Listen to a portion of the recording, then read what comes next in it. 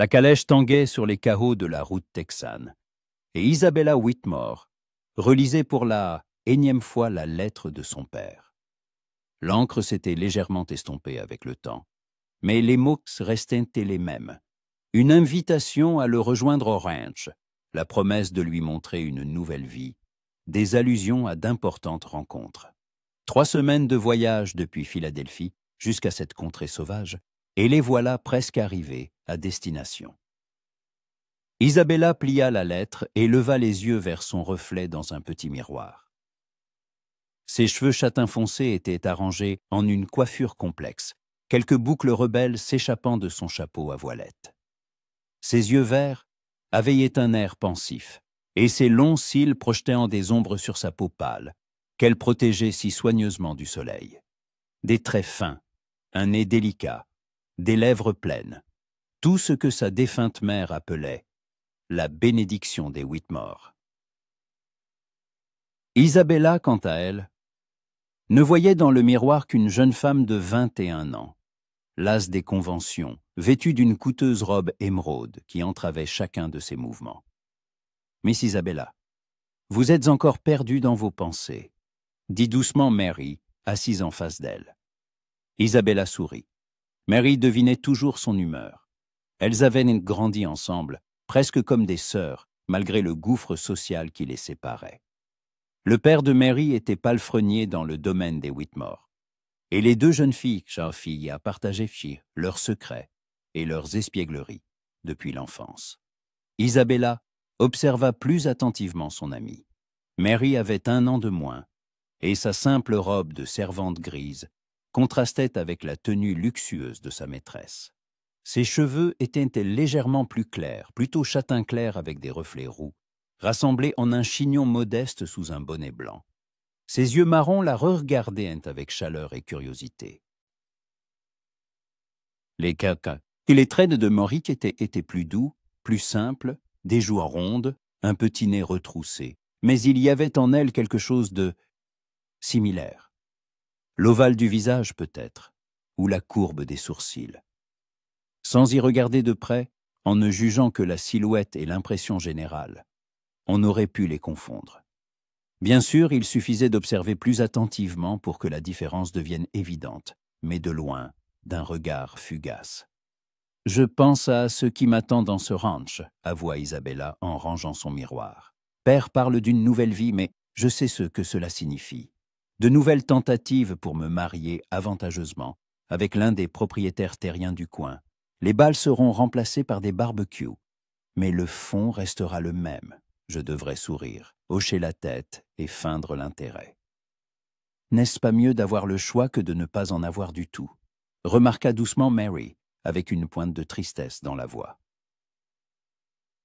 Isabella sentit un pincement de culpabilité. Mary ne se plaignait jamais, mais la vie d'une servante ne laissait aucune place au choix. Le travail, l'obéissance, la modestie, voilà tout ce qui lui était accessible. « Pardonne-moi, Mary, » dit sincèrement Isabella. « Je ne voulais pas paraître ingrate. C'est juste que, parfois, j'aimerais être quelqu'un d'autre. Ne serait-ce que pour une journée.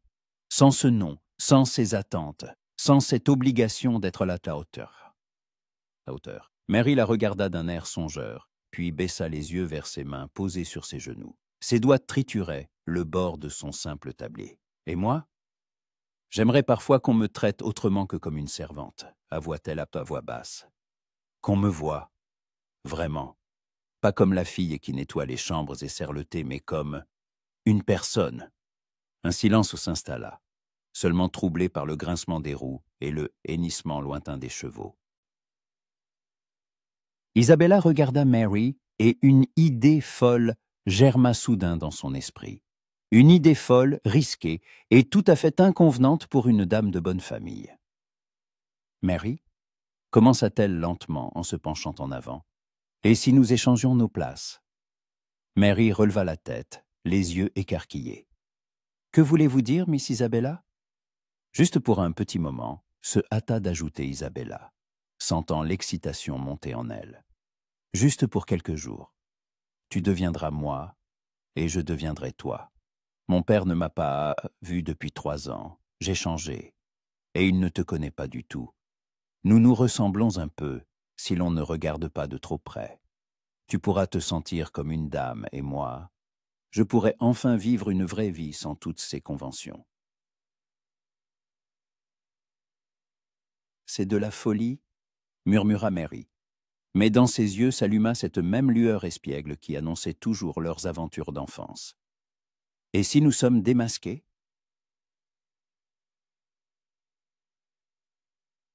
Alors nous dirons que c'était une plaisanterie, balaya Isabella d'un revers de main, ici au bout du monde, où personne ne nous connaît. Quelques jours, Mary. Quand aurons-nous une autre chance pareille? Mary resta silencieuse, ses doigts serrant plus fort son tablier. Isabella voyait la prudence et le désir se livrer bataille en elle. Finalement, Mary hocha lentement la tête. « D'accord, souffla-t-elle. Essayons. Mais seulement pour quelques jours, c'est promis ?»« Promis ?» sourit Isabella. Elles se mirent à l'œuvre avec l'enthousiasme de conspiratrices. Mary retira son simple bonnet, libérant ses cheveux châtain clair, tandis qu'Isabella ôtait son chapeau élégant. Elles échangèrent leurs robes directement dans la calèche tanguante, en gloussant et en s'aidant mutuellement avec les innombrables boutons et rubans.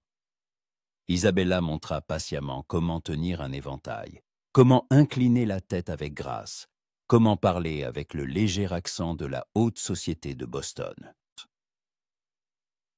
Mary Louis apprit à baisser les yeux lorsqu'on s'adressait à elle, à ranger discrètement les affaires et à s'adresser correctement à ses maîtres. Lorsque la calèche ralentit et que le cocher annonça leur arrivée au ranch des Whitmore, elles étaient toutes deux prêtes. Isabella, dans sa simple robe grise, se sentait étrangement légère, sans son corset serré et ses jupes lourdes. Mary, quant à elle, peinait à respirer dans sa tenue émeraude, mais elle se tenait avec une dignité inattendue. Le ranch s'avéra imposant. La maison principale, en bois clair avec un large porche, des enclos pour le bétail, des écuries et des logements pour les ouvriers. Le tout était entouré de prairies infinies qui s'étendaient jusqu'à l'horizon. La porte de la maison s'ouvrit et James Whitmore apparut sur le porche. Grand, vêtu d'un costume coûteux, il avait vieilli. Ses cheveux grisonnants étaient plus nombreux, mais sa posture restait droite et son regard perçant. « Ma fille !» s'exclama-t-il en ouvrant les bras. Mary, jouant le rôle d'Isabella, descendit avec grâce du marchepied que lui tendait le cocher.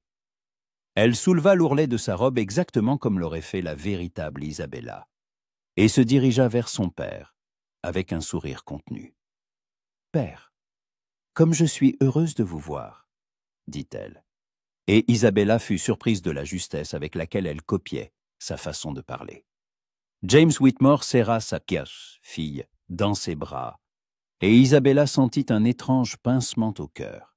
Mais c'était son jeu, son choix. « Tu as tellement grandi, tellement embelli, » disait son père en examinant Mary. « Le portrait craché de ta mère, la défunte Élisabeth. Viens, je vais te montrer ta chambre. Le voyage a dû être long. » À cet instant, deux hommes apparurent au coin de la maison, et Isabella leva les yeux. Le premier était un homme d'une trentaine d'années, vêtu d'un costume impeccable, manifestement taillé sur mesure. Ses cheveux blonds étaient soigneusement coiffés, sa moustache taillée à la mode. Une chaîne de montre en or brillait sur son gilet. Tout en lui respirait la richesse et le statut. Il marchait avec assurance, arborant le sourire d'un homme habitué à plaire. Mais le regard d'Isabella fut attiré par le second homme. Il était plus grand, plus large d'épaules, vêtu d'une simple chemise de travail, aux manches retroussées, et d'un jean usé.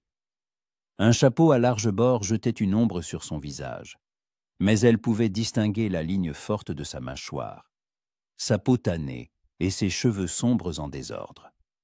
Un revolver dans un étui de cuir usé pendait à sa hanche. Il se déplaçait avec la grâce propre à ceux qui passent entre leur vie en selle, avec aisance et confiance, comme si la terre était le prolongement de lui-même.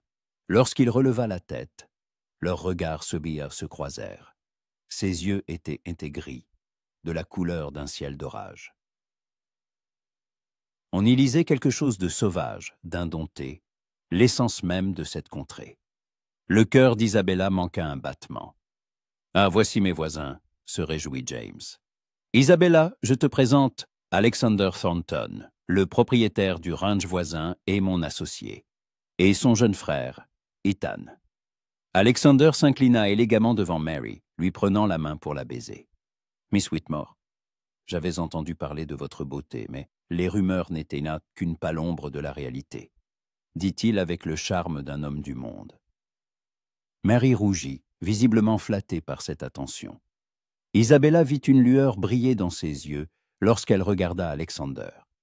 Ethan, lui, se contenta d'un bref hochement de tête, sans ôter son chapeau. « Madame, » dit-il d'une voix grave et rauque, avant de tourner son regard vers Isabella dans sa modeste robe. « Et vous devez être la servante de Miss Whitmore. » Isabella acquiesça, s'efforçant de ne pas croiser son regard, comme il se liait à une domestique. Mais chaque fibre de son être sentait sa présence. Il sentait le cheval, le cuir et quelque chose d'âcre, de masculin, qui lui était totalement inconnu. « Je m'appelle Mary, monsieur, » dit-elle doucement, sa voix trahissant une légère nervosité. « Ethan » répondit-il sobrement. « Juste Ethan.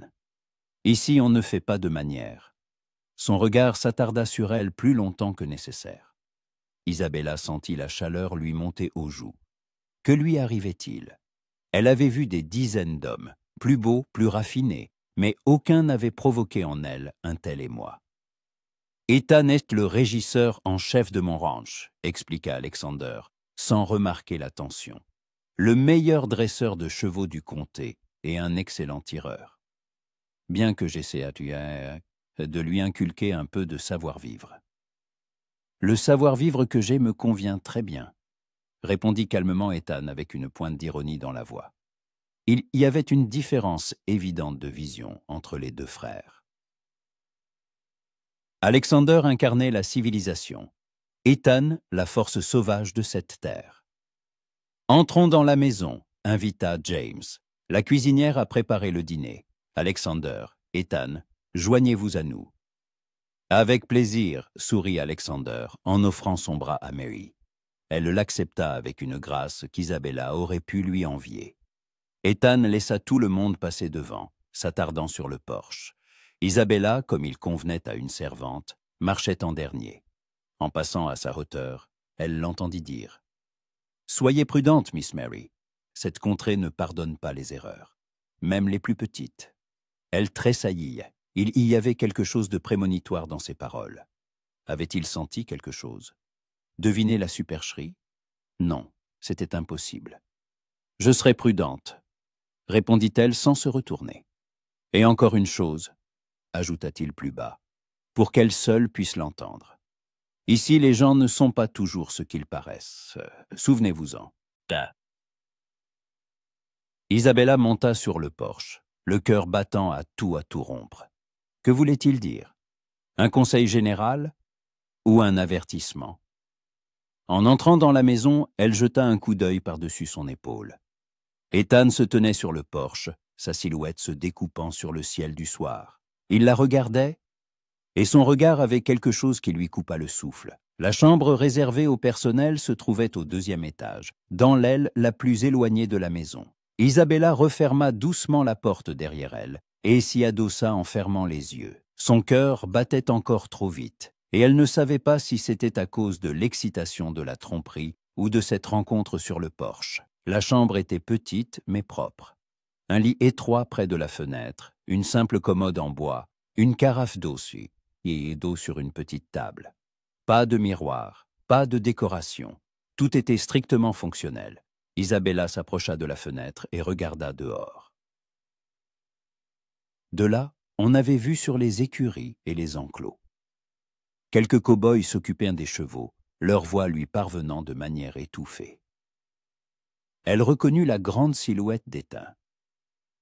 Il se tenait près d'une clôture, caressant l'encolure d'un étalon bâilli. On frappa légèrement à la porte, et Isabella sursauta. « Oui » appela-t-elle, s'efforçant de parler plus bas et plus modestement que d'habitude. La porte s'entr'ouvrit, et une femme âgée en tablier, aux cheveux gris tirés en un chignon serré, passa la tête. Ses bons yeux marrons examinèrent Isabella d'un regard évaluateur. « Tu es donc Mary, la nouvelle femme de chambre de Miss Isabella, dit-elle en entrant. « Je suis Mrs. Collins, l'intendante.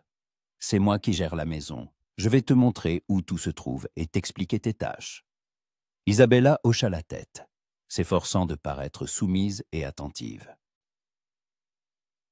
Jamais de sa vie, elle n'avait pensé aux tâches des domestiques. Elles étaient simplement accomplies par des mains invisibles pendant qu'elle vaquait à ses occupations. « Oui, Mrs. Collins, je vous remercie. Ta tâche principale est de servir Miss Isabella, » poursuivit l'intendante en se dirigeant vers la porte et en lui faisant signe de la suivre. « L'aider à s'habiller, à se coiffer, veiller sur sa garde-robe. Mais ici, au ranch, il y a peu de personnel. Alors tu aideras aussi à la maison. Surtout que quand nous avons des invités. » Elles descendirent l'escalier, traversèrent un salon spacieux aux meubles massifs et à la cheminée imposante, puis passèrent par la salle à manger où une longue table en chêne était dressée pour le dîner. Isabella entendit des voix provenant de la pièce voisine, le rire de Mary, le baryton grave d'Alexander, les remarques mesurées de son père. « Voici la cuisine, » dit Mrs. Collins en ouvrant une porte, et une odeur de viande rôtie et de pain frais les enveloppa.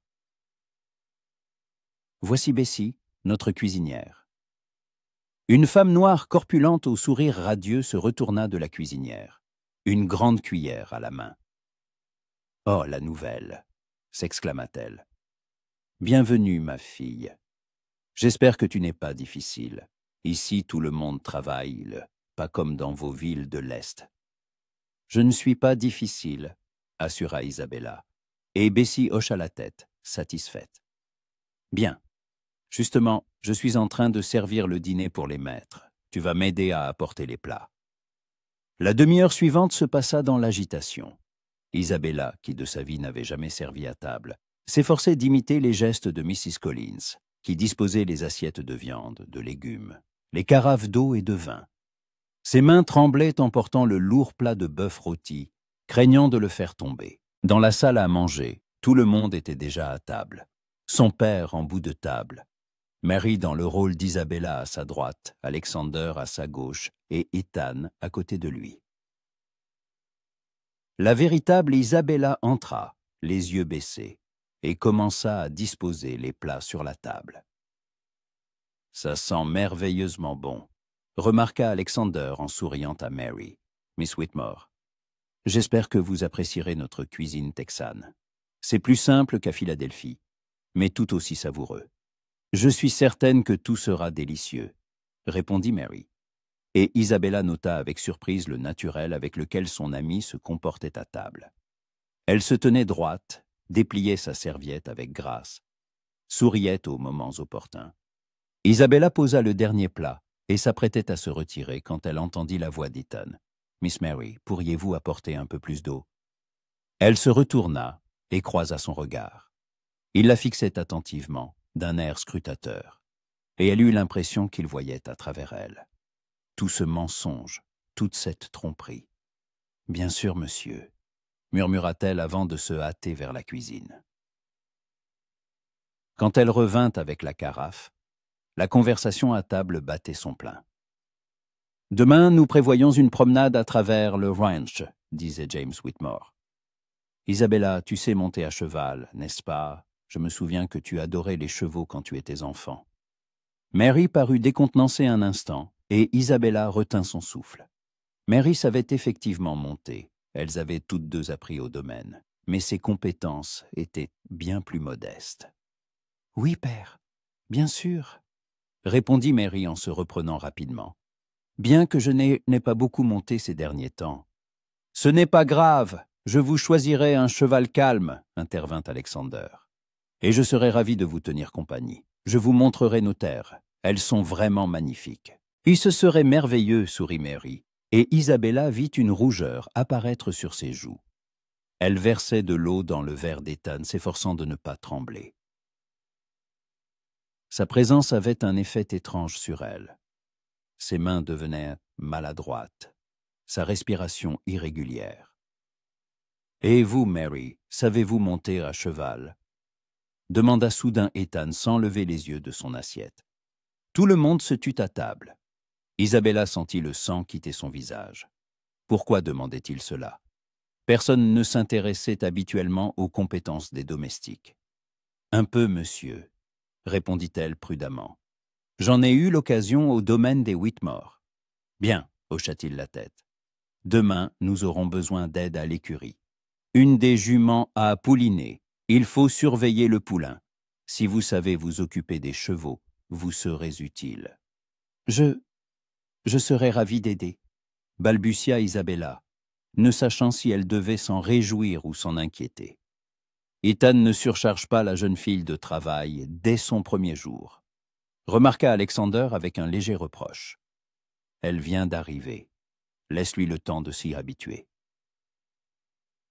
Si tout le monde travaille, Alex, répondit calmement Ethan, l'oisiveté n'est pas dans nos coutumes. Une étincelle de tension passa entre les deux frères. Alexander pinça les lèvres, mais ne dit rien. Reportant son attention sur Mary, Isabella se retira contre le mur, là où les domestiques se sont censés se tenir pendant le repas, prête à servir à tout moment. Il lui était étrange d'observer sa propre vie de l'extérieur, de voir son père traiter Mary comme sa fille. Alexander la courtisait. La conversation mondaine se déroulait. Elle avait toujours été au centre de telles discussions, et maintenant, elle était invisible. Tel un fantôme dans sa propre vie. Le regard d'Ethan revenait plusieurs fois sur elle, et chaque fois, elle le sentait physiquement, comme un contact. Il participait peu à la conversation, écoutant plus qu'il ne parlait, répondant brièvement et à propos. Mais quand il parlait, tout le monde écoutait involontairement. Il y avait dans sa voix un certain poids, l'assurance d'un homme qui ne gaspille pas ses mots. Le dîner s'éternisa. On servit le dessert, une tarte aux pommes à la cannelle, et Isabella sentit ses jambes lui faire mal à force de rester debout. Elle n'avait jamais imaginé à quel point il était difficile de simplement rester debout pendant des heures, en restant invisible. Finalement, le repas prit fin. Les hommes se retirèrent au salon, où James avait promis de montrer à Alexander des cartes de nouvelles parcelles de terrain. Mary monta dans sa chambre, et Isabella, comme il se yait à une femme de chambre, la suivit. Dans la chambre attribuée à Eyre, Miss Isabella, elles se retrouvèrent enfin seules. C'était la propre chambre d'Isabella, grande et lumineuse, avec un large lit à baldaquin, une coiffeuse, une armoire. Mary s'assit sur le bord du lit et laissa échapper un soupir. « Mon Dieu, c'était incroyable », murmura-t-elle, les yeux brillants. « Tu as vu comment il me regardait ?» Alexander. Il est si galant, si raffiné et si cultivé. Nous avons parlé de musique, de théâtre, de livres. Il a lu Dickens. Isabella s'assit à côté d'elle, incapable de retenir un sourire en voyant le bonheur de son amie. « Tu t'en es très bien sortie, Mary. J'aurais moi-même cru que tu étais une vraie dame. Et toi ?» Mary se tourna vers elle, le visage soudain sérieux. Comment c'était d'être une servante? Isabella réfléchit, cherchant ses mots. Étrange. C'est comme si j'étais devenue invisible. Les gens regardent à travers moi, comme si je faisais partie des meubles. Et c'est plus difficile que je ne le pensais, physiquement et moralement. Maintenant, tu comprends, dit doucement Mary, ce que c'est, chaque jour, d'être personne. Isabella prit la main de son amie et la serra. « Pardonne-moi, je n'y avais jamais pensé. Mais maintenant, je comprends. » Elles restèrent silencieuses un moment, chacune plongée dans ses pensées. « Cet Ethan, » reprit soudain Mary, « il est étrange. Il n'a pas arrêté de te regarder pendant le dîner, comme s'il se doutait de quelque chose. Je l'ai remarqué aussi, » avoua Isabella, sentant son pouce s'accélérer la voix sur la simple mention de son nom. « Il m'a dit sur le porche que les gens ici ne sont pas toujours ce qu'ils paraissent. comme s'il faisait une allusion.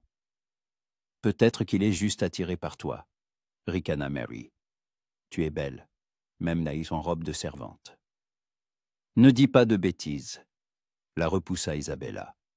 Mais ses joues rougirent. « Il ne me connaît même pas. »« Pas encore, » sourit mystérieusement Mary. « Mais demain, tu travailleras avec lui à l'écurie. Qui sait ce qui pourrait arriver ?» Isabella aida Mary à se déshabiller, déboutonnant les innombrables boutons de sa robe, retirant son corset. Puis elle lui brossa les cheveux, longs, doux, si différents des siens. C'était une sensation étrange de servir son amie, qui se faisait passer pour elle. « Bonne nuit, Miss Isabella, » dit avec une légère ironie la véritable Isabella en se dirigeant vers la porte. « Bonne nuit, Mary, » répondit Mary, et elles éclatèrent toutes deux d'un rire discret et complice.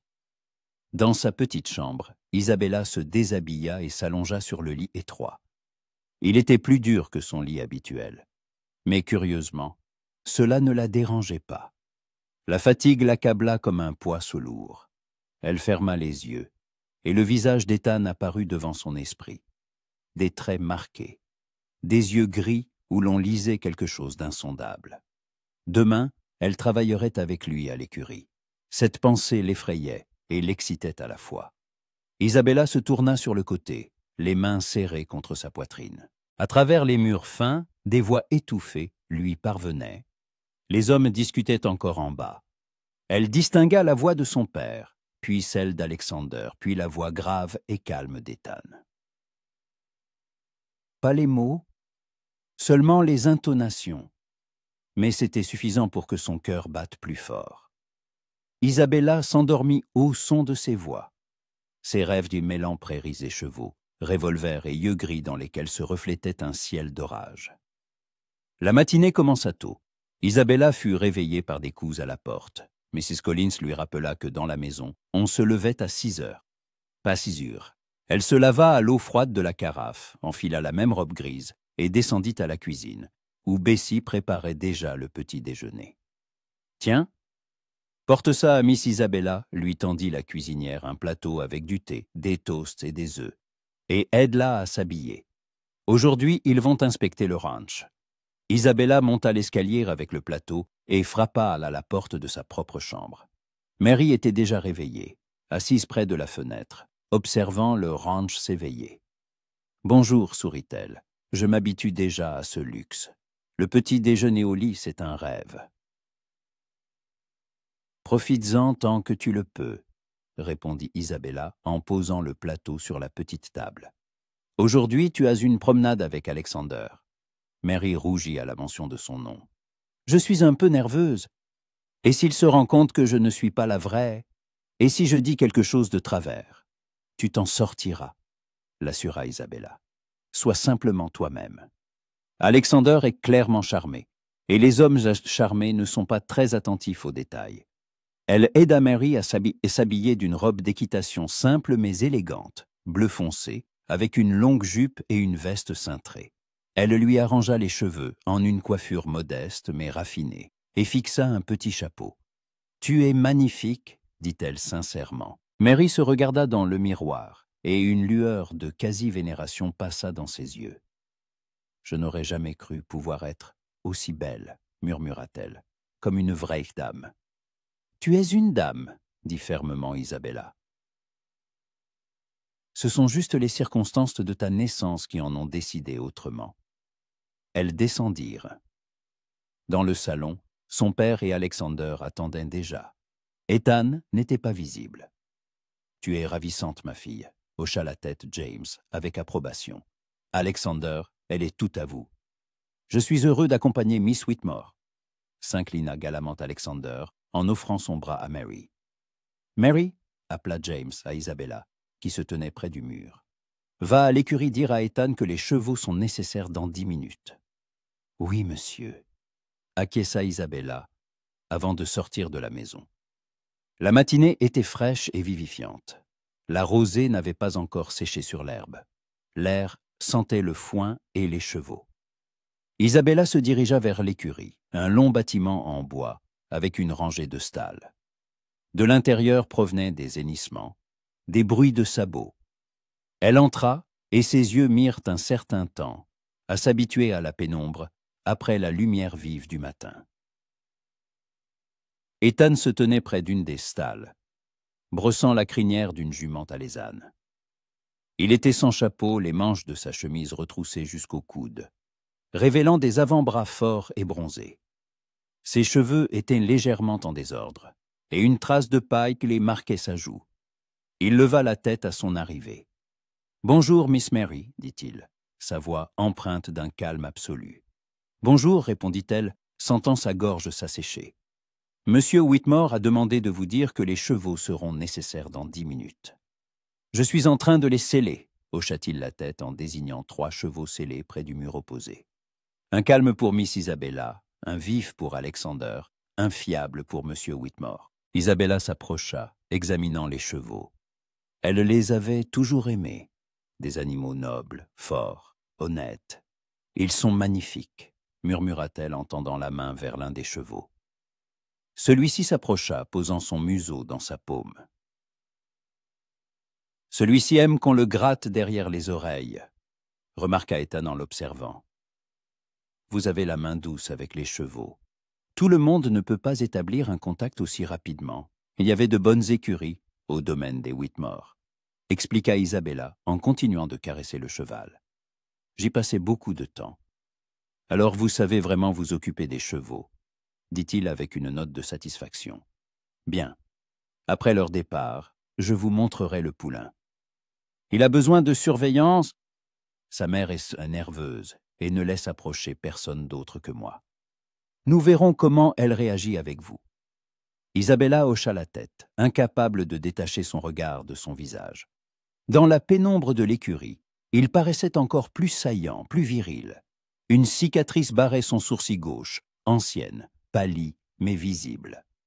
D'où vient cette cicatrice? Lui échappa-t-il avant qu'elle ne puisse se mordre la langue? Ethan se figea un instant. Son regard s'alourdit. « Pardonnez-moi, » ajouta-t-elle précipitamment en baissant les yeux. « Je n'aurais pas dû demander. Ce ne sont pas mes affaires. » D'un cow-boy ivre dans un saloon, il y a 3 ans, répondit-il de manière inattendue. Il a trouvé que je regardais ses cartes d'un peu trop près. Une bouteille en pleine figure. J'ai eu de la chance que ce ne soit pas plus haut. Sinon, j'y laissais un œil. Il parlait d'un ton neutre, comme s'il parlait de la météo. Isabella leva les yeux et croisa son regard gris. « Vous n'avez pas peur de vivre dans une telle contrée ?» demanda-t-elle doucement. « Où la violence est si banale. » Ethan esquissa un sourire, et quelque chose de chaleureux traversa son visage. « Ce qui est effrayant, ce n'est pas de vivre ici, Miss Mary. Ce qui est effrayant, c'est de vivre là où tout est décidé pour vous, où votre vie est tracée jusqu'au dernier jour. Ici, vous êtes libre. C'est dangereux, oui, mais libre. Et la liberté vaut bien n'importe quelle cicatrice. » Ces mots résonnèrent en elle avec une profondeur douloureuse. N'était-ce pas ce à quoi elle avait pensé toute sa vie? À la liberté, au droit de choisir, à une vie sans la cage des conventions? « Je comprends, » murmura-t-elle, « plus que vous ne le pensez. » Un silence s'installa entre eux, dense et rempli de non-dits. Le cheval renâcla, brisant l'instant, et Ethan se détourna le premier. « Je dois sortir les chevaux, » dit-il. « Attendez ici, je reviendrai ensuite vous montrer le poulain. » Il fit sortir les 3 chevaux de l'écurie, et Isabella resta seule dans la pénombre, entourée de l'odeur du foin et du cuir, son cœur battant comme si elle venait de courir un mile. Que lui arrivait-il? Elle ne connaissait cet homme que depuis un jour, un seul jour. Mais quelque chose en lui l'attirait avec une force qu'elle ne pouvait expliquer. Peut-être cette honnêteté, cette franchise, ou la liberté qu'il dégageait, ou simplement la façon dont il la regardait, non pas à travers elle, mais en elle. La voyant, elle, la vraie, même à travers une robe et un nom d'emprunt. Isabella s'adossa au mur en bois de l'écurie, fermant les yeux. Quelques jours s'était-elle dit avec Mary. Juste quelques jours de jeu. Et puis, tout reviendrait à la normale. Mais si, en quelques jours, tout changeait pour toujours. Ethan revint quelques minutes plus tard, alors qu'Isabella se tenait toujours contre le mur, essayant de calmer sa respiration. Il entra dans l'écurie sans son chapeau, la lumière du soleil provenant des portes ouvertes, éclairant sa silhouette par derrière, la rendant presque irréelle. « Ils sont partis », annonça-t-il en s'arrêtant à quelques pas d'elle. « Maintenant, nous avons le temps. Venez, je vais vous montrer le poulain. » Et il se dirigea vers le fond de l'écurie, où se trouvait une grande stalle séparée. Isabella le suivit, ses pas sur le plancher en bois, résonnant d'un écho sourd. À l'intérieur de la stalle, sur de la paille fraîche, gisait un minuscule poulain aux longues pattes incertaines et au pelage velouté d'une teinte roussâtre. À côté de lui se tenait sa mère, une jument baie au regard méfiant. « Il est né il y a 3 jours. » expliqua doucement Ethan en s'arrêtant à l'entrée de la stalle. Sa mère le protège beaucoup. Elle ne laisse approcher personne. Je suis le seul qu'elle tolère à ses côtés. Mais le poulain doit s'habituer aux mains humaines, sinon il deviendra sauvage, indomptable. Isabella regarda le petit, et une chaleur se répandit dans sa poitrine. Il était si impuissant, si fragile, ses grands yeux sombres la fixaient avec curiosité. « Puis-je essayer de m'approcher » demanda-t-elle. « Vous pouvez » hocha la tête Ethan, « mais lentement, pas de mouvement brusque, et si la jument s'agite, reculez immédiatement. » Isabella entra prudemment dans la stalle, gardant ses mains bien en vue pour que la jument voie qu'elle ne représentait aucune menace. La mère se mit sur ses gardes, hennissant en guise d'avertissement. Mais Isabella continua de se déplacer lentement, presque avec fluidité, en fredonnant doucement une mélodie apaisante. C'était une chanson qu'elle avait entendue du palefrenier dans son enfance. Il la chantait toujours aux chevaux. La jument tendit l'oreille, ses oreilles frémirent, se tournant vers le son. Isabella s'agenouilla dans la paille, sans s'approcher du poulain, restant simplement à proximité, continuant sa chanson douce. Les minutes s'étirèrent. La jument renâcla, mais n'attaqua pas, ne la repoussa pas. Peu à peu, la tension dans son corps se relâcha. Le poulain, curieux et intrépide comme tous les enfants, se leva maladroitement sur ses pattes et, chancelant, s'approcha d'Isabella. Il tendit son museau, renifla sa main. Elle se figea, retenant son souffle, le laissant l'explorer. Finalement, prenant son courage à 2 mains, elle toucha son pelage doux du bout des doigts. Le poulain ne prit pas peur, au contraire, il se blottit plus près. Incroyable, entendit-elle la voix d'Ethan pleine d'une surprise sincère.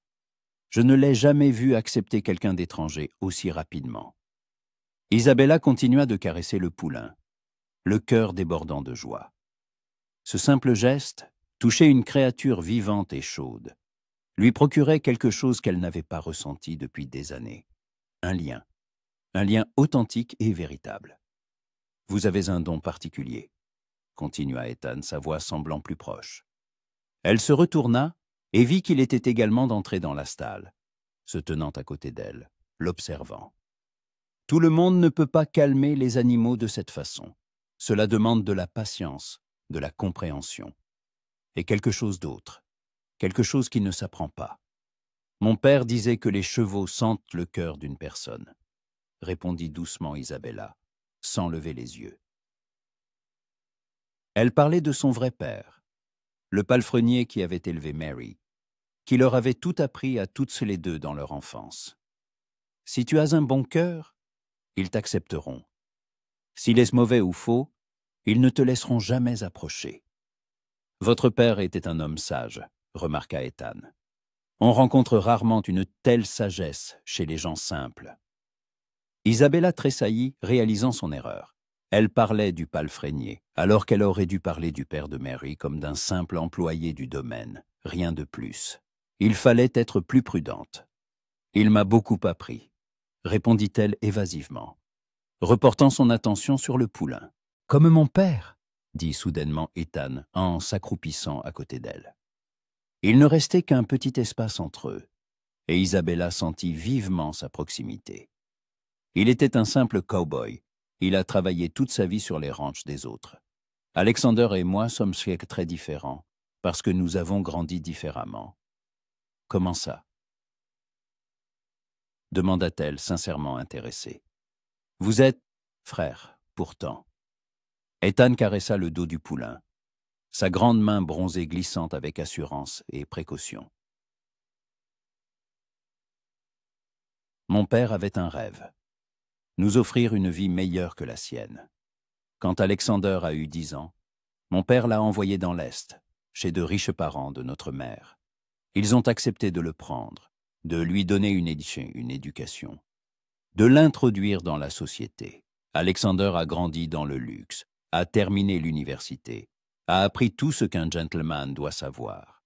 Puis il a hérité de l'argent de ses parents, est revenu ici et a acheté le ranch. Et vous? Demanda doucement Isabella. Je suis resté avec mon père, répondit simplement Ethan. Les parents n'ont accepté de prendre qu'un seul d'entre nous. Mon père a choisi Alex parce qu'il était l'aîné. J'ai grandi ici dans les prairies. J'ai tout appris de mon père. Dompter les chevaux, manier les armes, survivre dans cette contrée. Quand mon père est mort il y a 5 ans, Alexander m'a proposé de travailler sur son ranch. J'ai accepté parce que c'est mon frère. Mais nous sommes différents. Il n'y avait ni ressentiment ni colère dans sa voix, juste la constatation d'un fait. Mais Isabella entendit autre chose. Une légère tristesse, peut-être, ou simplement l'acceptation du destin. « Vous ne regrettez pas ?» demanda-t-elle. « D'être resté, de n'avoir pas eu d'éducation, de richesse ?» Ethan la regarda et un sourire effleura ses yeux gris. « Pas une seule fois ?» répondit-il fermement. Alexander a eu l'argent et les manières, mais il a perdu autre chose. Il ne sait pas ce que c'est que de dormir à la belle étoile, quand le ciel est si proche qu'on croit pouvoir le toucher. Il ne connaît pas le goût de la liberté, quand on galope dans les prairies et qu'il n'y a rien devant soi, seulement l'horizon. Il ne sait pas ce que c'est que de travailler de ses mains et de voir le résultat de son labeur. Il voit le ranch comme une entreprise, les chevaux comme une marchandise, les gens comme des ressources. Moi, je vois la vie. Pour moi, ce n'est pas de l'argent, c'est la vie. Isabella écoutait, fascinée. Chacun de ces mots résonnait en elle, car elle comprenait. Elle comprenait cette soif d'authenticité, de vie, de liberté. Toute sa vie, elle l'avait passée dans la cage dorée des conventions, et ce n'est que maintenant, dans une robe d'emprunt, avec un nom d'emprunt, qu'elle commençait à goûter à ce dont il parlait. « Vous avez raison, » murmura-t-elle. « La liberté vaut toutes les richesses du monde. » Ethan la regarda attentivement, son regard devenant sérieux. « C'est étrange d'entendre ça de la part d'une femme de chambre d'un domaine de l'Est, » dit-il lentement. « La plupart des jeunes filles affiliées riverains de richesse, d'une vie facile. Et vous? Vous parlez de liberté, comme si vous saviez ce que c'est que d'en être privé. » Isabella se figea. Encore une fois, elle en avait trop dit, trop révélé. Il fallait être plus prudente, sinon il comprendrait tout. « J'ai simplement beaucoup lu, mentit-elle en détournant le regard. Les livres donnent des idées étranges. Peut-être, acquiesça Ethan, mais sa voix trahissait le doute. Ou peut-être que vous n'êtes pas tout à fait celle que vous prétendez être, Miss Mary. Son cœur manqua un battement. Elle leva lentement les yeux et croisa son regard. Il la fixait d'un air interrogateur, comme s'il essayait de résoudre une énigme. « Que voulez-vous dire ?» souffla-t-elle. « Vos mains, » dit-il en désignant ses paumes posées sur le pelage du poulain. « Elles sont trop douces pour une femme de chambre. Pas une seule callosité, pas une seule cicatrice de travail. Votre façon de parler, vous vous oubliez parfois et parlez comme une dame instruite, avec des tournures et une prononciation correcte. Et votre maintien, votre façon de bouger, il y a une grâce qui ne s'acquiert pas en servant à table. Isabella ne pouvait plus respirer. Il avait deviné. Dès le début, il avait eu des doutes, et maintenant, il savait. Que dire? Comment expliquer? Commença-t-elle, mais sa voix la trahit, tremblante. Nul besoin d'expliquer, dit soudainement Ethan avec douceur. Je ne vous demande pas qui vous êtes vraiment. Chacun a droit à ses secrets, surtout dans cette contrée. Je veux juste que vous sachiez que je vous vois, la vraie. Et ce que je vois me plaît. Les derniers mots résonnèrent doucement, presque intimement. Isabella leva les yeux et leurs regards se croisèrent. Ses yeux verts et ses yeux gris. L'air entre eux s'épaissit, se chargeant de quelque chose d'inexprimé, d'attirant. Ethan tendit la main et, avec précaution, presque avec vénération, toucha sa joue. Ses doigts étaient chauds, légèrement rugueux à cause du travail. Isabella se figea, incapable de se reculer, ne le souhaitant pas. Ce contact était si simple et en même temps si significatif. Personne ne l'avait jamais touché ainsi, avec une telle tendresse et un tel respect à la fois. « Miss Mary » murmura-t-il, et même le nom d'emprunt sonnait dans sa bouche comme un aveu. « Je ne sais pas ce qui vous a amené ici, ni quelles circonstances vous ont forcé à vous faire passer pour une autre. Mais je veux que vous sachiez qu'ici, avec moi, vous n'avez pas besoin de porter de masque. Soyez vous-même, qui que vous soyez. » Des larmes traîtresses lui piquèrent les yeux, quand pour la dernière fois. Quelqu'un lui avait-il dit une chose pareille? Quand pour la dernière fois quelqu'un l'avait-il vue, elle, la vraie, derrière toutes ces couches d'attente et de convention? « Merci, murmura-t-elle, la voix rauque d'émotion. Vous n'imaginez pas à quel point cela compte pour moi. Ethan retira sa main, mais son regard ne la quitta pas. Si vous voulez me dire la vérité, je vous écouterai, dit-il. Et sinon, c'est bien aussi. Je serai là dans tous les cas. Le poulain nénite réclamant de l'attention, et l'instant se dissipa. Isabella sourit à travers ses larmes et se remit à caresser le petit. Ethan se leva, lui tendit la main pour l'aider à se relever. Quand elle fut debout, leurs visages se trouvèrent très proches. Elle pouvait distinguer des étincelles dorées dans ses yeux gris, sentir l'odeur de savon masculin et de cuir qui émanait de lui. « Je dois vérifier les autres chevaux, » dit-il sans bouger. « Mais vous pouvez rester avec le poulain si vous le souhaitez. Ou venir avec moi. Je vous montrerai le ranch, vous expliquerai comment tout fonctionne. »« Je viens avec vous, » répondit rapidement Isabella. Elle ne voulait pas se séparer de lui, ne voulait pas perdre ce nouveau sentiment qui naissait entre eux. Ils sortirent de la stalle, et Ethan la guida à travers l'écurie, lui montrant les chevaux, expliquant le caractère de chacun, racontant des histoires. Il avait une voix grave et calme qu'on pouvait écouter pendant des heures. Isabella posait des questions sincèrement intéressées, et il répondait patiemment, en détail, visiblement satisfait de sa curiosité. Puis ils sortirent, et Ethan la guida à travers le ranch. Il lui montra les enclos à bétail, la forge où le forgeron local ferrait les chevaux, les baraquements des cow-boys. Partout, on l'accueillait avec respect. Les hommes hochaient la tête, ôtaient leur chapeau, la plaidante par son nom avec amitié, mais sans familiarité. Il était évident qu'Ethan était respecté ici non pas pour sa position, mais pour lui-même, pour ce qu'il était. Le soleil montait, il faisait plus chaud. Isabella sentait sa simple robe lui coller au dos à cause de la sueur, mais elle s'en moquait. Elle marchait à côté d'Ethan, écoutait ses récits, observait ses mouvements, assurée, aisée, comme si cette terre faisait partie de lui. Et à chaque minute, elle sentait quelque chose en elle changer, s'épanouir, comme une fleur s'ouvrant au soleil.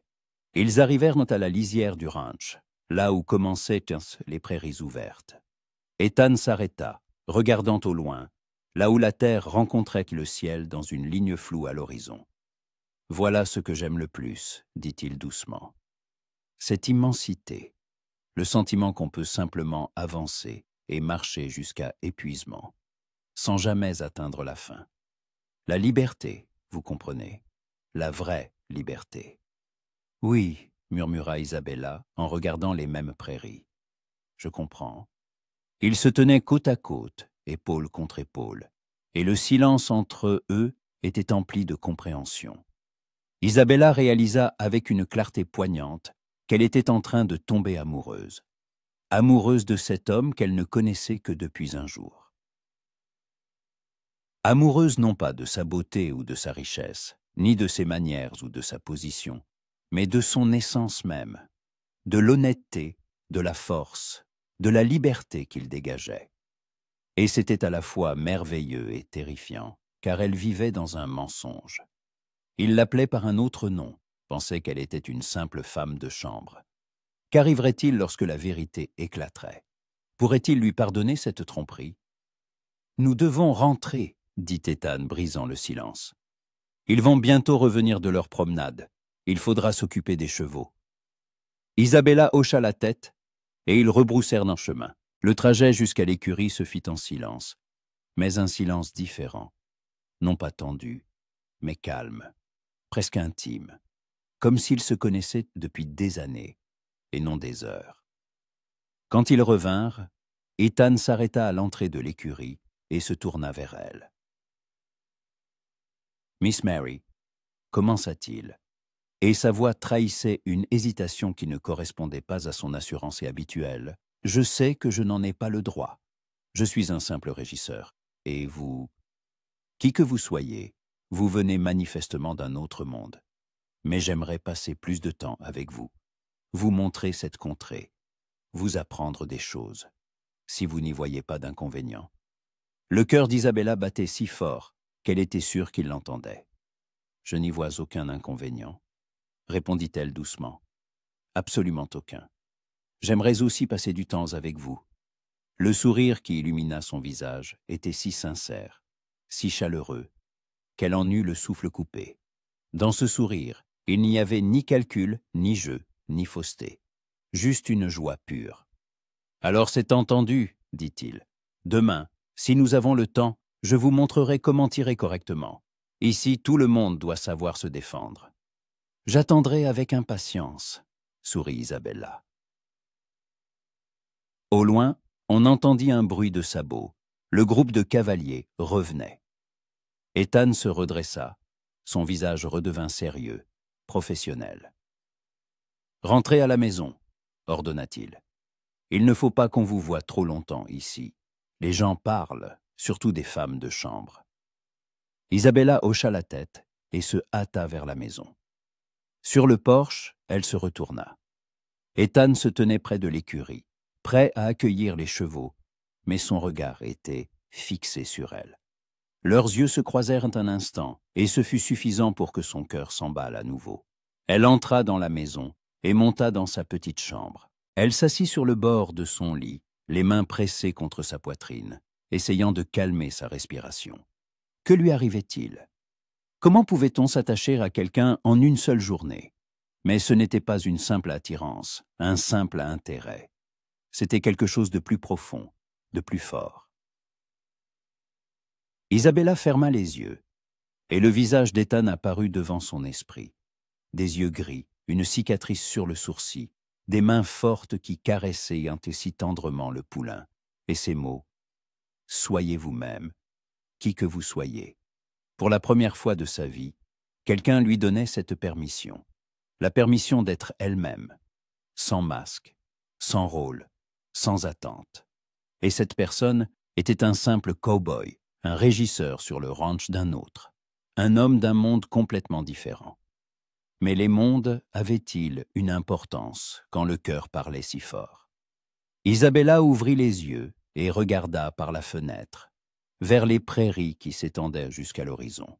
Là-bas, dans cette immensité, se trouvait la liberté dont parlait Ethan. Et peut-être que si elle trouvait le courage, elle pourrait elle aussi l'atteindre. Mais d'abord, il fallait vivre ce manche jusqu'au bout. Quelques jours, ce que c'était quand elle a dit avec Mary. Juste quelques jours. Et après, Après elle ne savait pas ce qui se passerait. Et cette incertitude l'effrayait et l'excitait à la fois. Le soir même apporta des nouvelles inattendues. Pendant le dîner, qu'Isabella servait de nouveau, debout contre le mur, les yeux baissés, son père annonça un événement à venir. « Dans 3 jours, nous organisons une réception », dit James Whitmore en coupant la viande dans son assiette. « Je veux présenter Isabella à la société locale. Nous inviterons tous les propriétaires de ranch des environs, leurs familles. Il y aura de la musique, de la danse, un dîner. Nous montrerons que les Whitmore savent recevoir, même dans ces contrées sauvages. » Mary, assise à sa place dans le rôle d'Isabella, rougit d'excitation. « C'est une excellente idée, père, » dit-elle, sa voix empreinte d'un enthousiasme sincère. « J'ai hâte de faire la connaissance de nos voisins. Je vous aiderai pour l'organisation, » proposa Alexander en souriant à Mary. « J'ai l'habitude d'organiser ce genre d'événement. » Nous rendrons cette soirée inoubliable. Isabella se tenait près du mur, serrant une carafe d'issa, et sentait l'anxiété l'envahir. Une réception, des dizaines de personnes, des danses, des conversations, une attention soutenue. Mary devrait jouer son rôle devant une foule entière, et le risque d'être démasquée augmenterait considérablement. Peut-être fallait-il arrêter ce jeu maintenant, tout avoué. Mais son regard croisa celui de Mary, et elle y vit un tel bonheur, un tel ravissement, qu'elle n'osa pas. Son amie rayonnait, ses yeux brillaient lorsqu'elle regardait Alexander. En une seule journée, Mary avait connu plus de joie que pendant toutes les années précédentes. Comment pouvait-on lui enlever cela? « Ethan, tu viendras, n'est-ce pas ?» demanda Alexander à son frère, qui, comme d'habitude, mangeait plus qu'il ne parlait. « Je ne pense pas que ce soit ma place, » répondit calmement Ethan sans lever les yeux de son assiette. « Je ne suis pas du genre à danser dans les réceptions. » « Sottizesse, » balaya Alexander d'un geste. « Tu es mon frère. Ta place est là où est la mienne. J'insiste pour que tu viennes. Mets un costume décent, sois un gentleman au moins pour une soirée. » Une nouvelle étincelle de tension passa entre les frères. Ethan leva lentement les yeux et regarda Alexander. Il n'y avait pas de colère dans son regard, mais quelque chose de ferme, d'inébranlable. « Je viendrai, » dit-il, « mais n'attends pas de moi que je joue un rôle qui n'est pas le mien. Je mettrai un costume, mais je ne danserai pas avec les dames. » « Et nous verrons bien, » sourit Alexander, considérant manifestement le débat comme clos. Isabella sentit son cœur battre plus fort à l'idée qu'Ethan serait à la réception. Elle le verrait en costume, pas en tenue de travail. Mais avec son statut de femme de chambre, elle ne pourrait ni danser avec lui, ni même lui parler ouvertement. Elle ne ferait que se tenir à l'écart, servir, rester invisible. Cette pensée lui causa une douleur aiguë qu'elle n'avait pas anticipée. Un seul jour, et déjà elle ne pouvait imaginer ne pas pouvoir être à ses côtés. Après le dîner, Isabella accompagna Mary dans sa chambre et l'aida à se déshabiller. Une fois seule, Mary lui saisit les mains, le visage rayonnant. « Isabella, c'est incroyable, » murmura-t-elle avec enthousiasme. « Alexander est si spécial. Il m'a parlé aujourd'hui de ses voyages, des livres qu'il a lus, de ses projets. Il veut construire une école pour les enfants des ouvriers. Tu imagines? Ce n'est pas juste un homme riche, c'est un homme avec une âme, avec des rêves. Je suis heureuse pour toi, Mary, » dit sincèrement Isabella, en s'asseyant à côté d'elle sur le lit. « Il est clairement sous ton charme. » Vraiment, une lueur d'incertitude passa dans les yeux de Mary. « Mais il pense que je suis toi. Que se passera-t-il quand il saura la vérité? Il va me haïr pour cette tromperie. » Isabella serra ses mains plus fort. « S'il t'aime vraiment, il comprendra. Il aimera non pas un nom ou une position, mais toi-même. »« Et toi ?» demanda Mary en la regardant attentivement. « J'ai vu comment tu regardais Ethan, et comment qu'il te regarde. Il se passe quelque chose, n'est-ce pas ?» Isabella détourna le regard. sentant le rouge lui monter aux joues. « Je ne sais pas, » avoua-t-elle doucement. « C'est si étrange, Mary. Je ne le connais que depuis un jour, mais j'ai l'impression de le connaître depuis toujours. Quand je suis avec lui, je peux être moi-même. La vraie. Il ne juge pas, ne condamne pas. Il m'accepte tout simplement. C'est ça l'amour, » dit doucement Mary, « quand on t'accepte tel que tu es. » « Mais je vis dans un mensonge, » ricana amèrement Isabella. « Il ne connaît même pas mon vrai nom. Comment peut-on construire quelque chose de vrai sur un mensonge ?»« Nous dirons la vérité, » déclara Mary avec détermination. « Après la réception. 3 jours, comme nous l'avions convenu. 3 jours, et ensuite nous dirons tout. Et advienne que pourra. » Isabella hocha la tête, mais l'anxiété ne la quittait pas. 3 jours. En 3 jours, beaucoup de choses pouvaient changer. Beaucoup de choses pouvaient se briser. Le lendemain commença tôt. Isabella se réveilla aux premières lueurs, se lava et descendit à la cuisine. Mrs. Collins était déjà là, dressant une liste d'achats pour la réception à venir. « Mary, c'est bien que tu sois là, » l'interpella-t-elle. « Il faut aller en ville chercher des provisions. Tu prendras une des carrioles, la liste et l'argent. Bessie a noté tout ce qu'il faut acheter. Tu sais mener un cheval? »« Oui, Mrs. Collins, » acquiesça Isabella. « Parfait. Ethan t'attellera la carriole. Il est déjà à l'écurie. » Le cœur d'Isabella s'emballa à la mention de son nom. Elle prit la liste et l'argent, jeta un châle léger sur ses épaules et se dirigea vers l'écurie. Ethan était effectivement là, vérifiant les fers d'un des chevaux. Quand il la vit, son visage s'adoucit en un sourire. « Bonjour, Miss Mary, » la salua-t-il.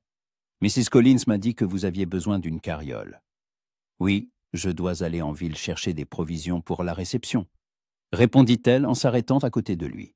« Je viens avec vous, » déclara fermement Ethan. « La ville n'est pas un endroit sûr pour une femme seule.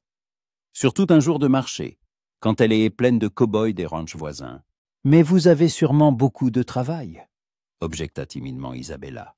Bien qu'intérieurement, elle fut ravie à l'idée de passer quelques heures avec lui. « Le travail attendra, » balaya-t-il d'un geste. « Votre sécurité est plus importante. Laissez-moi atteler la carriole. » Il attela un solide cheval baille, aida Isabella à monter sur le siège, puis s'assit à côté d'elle, prenant les rênes. La carriole s'ébranla, et ils quittèrent Knockle Ranch pour la route poussiéreuse menant à la ville. La matinée était fraîche, l'air vivifiant. Les prairies s'étendaient tout autour comme une mer infinie d'herbes ondulantes au vent. Isabella inspira cet air à plein poumon, sentant quelque chose en elle se déployer, comme des ailes longtemps repliées. « Vous vous plaisez ici ?» demanda Ethan sans quitter la route des yeux. « Plus que je n'aurais pu l'imaginer, » répondit-elle honnêtement. « À l'est, tout est si confiné. Les maisons sont collées les unes aux autres. Les gens vivent selon des horaires, des règles. Alors qu'ici, on peut vite respirer. Beaucoup ne le supportent pas, remarqua-t-il. Surtout les femmes habituées au confort. La vie ici est dure, dangereuse. Il faut être forte pour rester. Je suis plus forte que je n'en ai l'air, dit doucement Isabella. Et Ethan tourna la tête pour la regarder. Je le sais, répondit-il simplement. Je le vois dans vos yeux. Ils abritent une force que beaucoup d'hommes n'ont pas. Ces mots la réchauffèrent de l'intérieur. Ils roulèrent en silence pendant un moment, un silence confortable et apaisant. Isabella examinait furtivement son profil, un nez droit, une mâchoire forte, des cheveux légèrement décoiffés par le vent sous son chapeau à large bord. « Parlez-moi de vous, » demanda-t-elle, « de votre vie. Que faites-vous quand vous ne travaillez pas ?»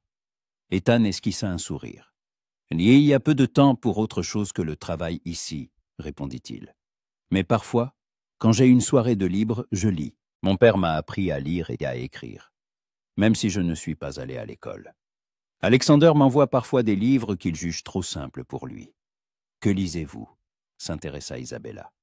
De tout, des romans d'aventure, des histoires de mer et de voyage. J'aime lire sur d'autres mondes, sur des endroits que je ne verrai jamais, dit-il avec une pointe de mélancolie.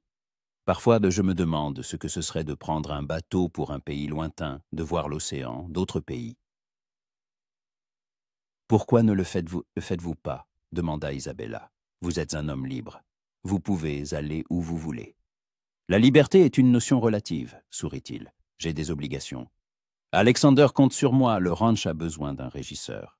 Et puis, il se tut, puis ajouta plus bas. Cette terre est dans mon sang. Je ne suis pas sûr de pouvoir vivre ailleurs. Isabella le comprit. Il faisait partie de cette contrée autant que les prairies et le ciel.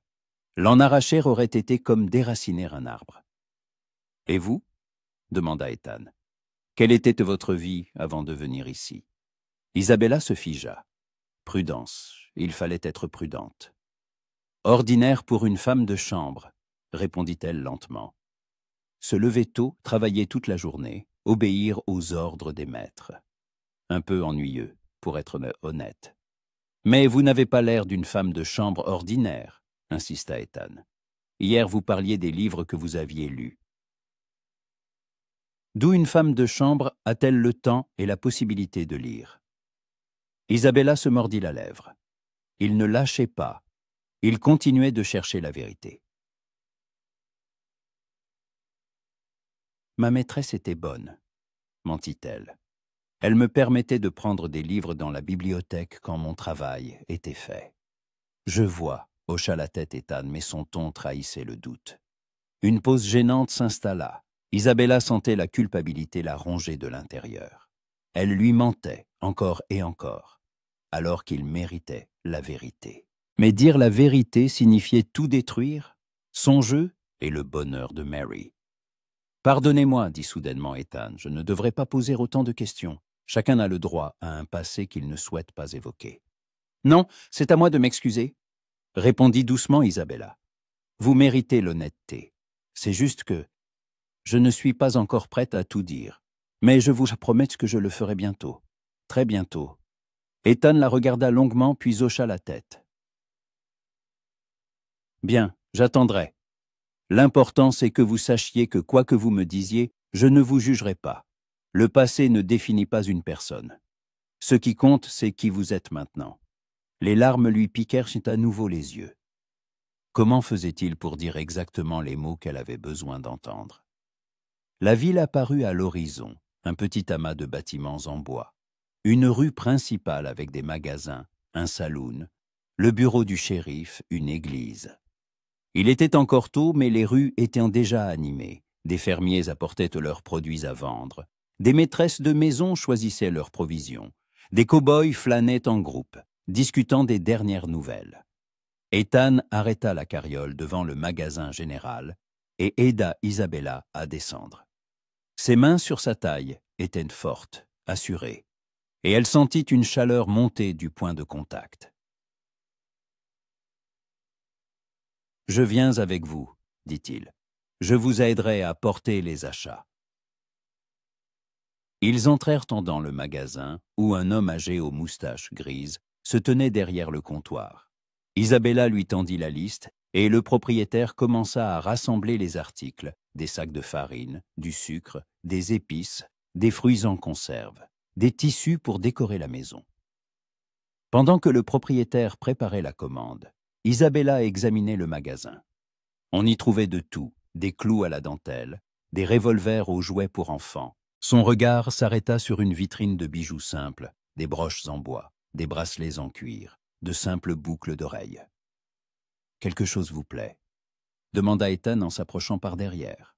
« Je regarde juste, » dit-elle, gênée. « Je n'ai jamais acheté de bijoux.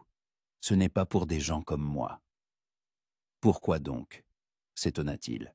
« Chaque femme mérite de porter de belles choses. » Il s'approcha du comptoir, désignant un simple bracelet en lanière de cuir tressé en un joli motif. « Combien ?»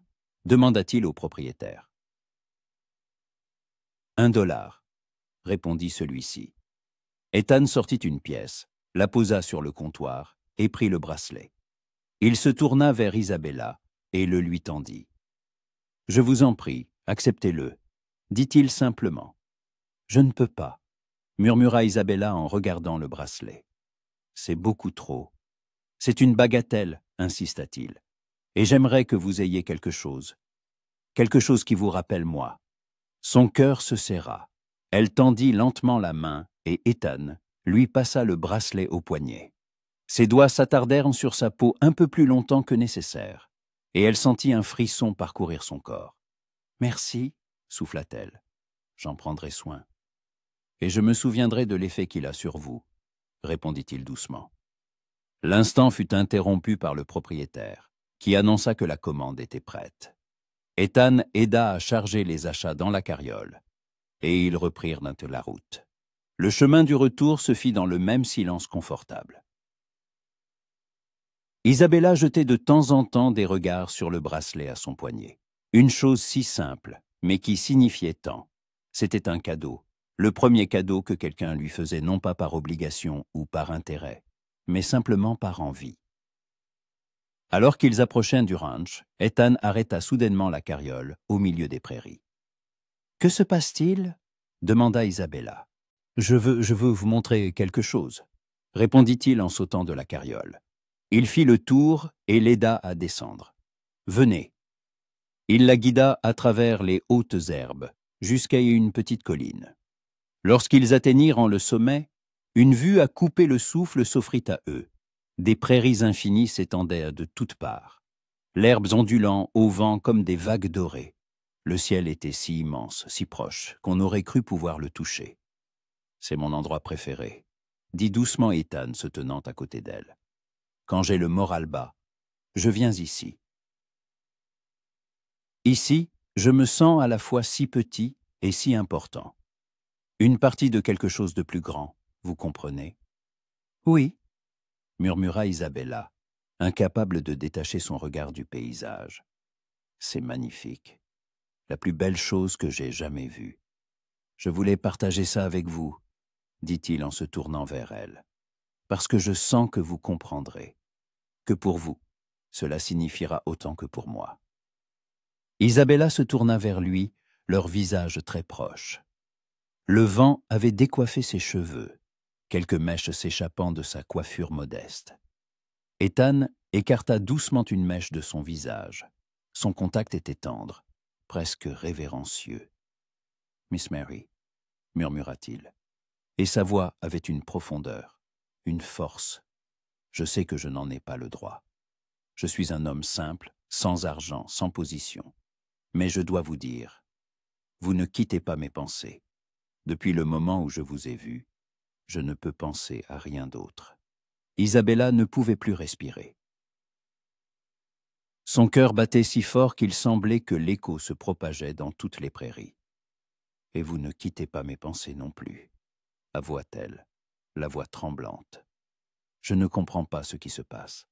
C'est si rapide, si inattendu. Mais quand je suis avec vous, je me sens vivante, vraiment vivante, pour la première fois de ma vie. » Ethan fit un pas de plus. Sa main se leva vers sa joue, l'enveloppant comme une coupe. « Et puis-je vous embrasser » murmura-t-il. « Une seule fois, même si c'est tout ce que nous aurons jamais. J'ai besoin de ce baiser pour savoir que c'était réel. » Isabella ne pouvait parler. Elle hocha simplement la tête, et ce fut suffisant.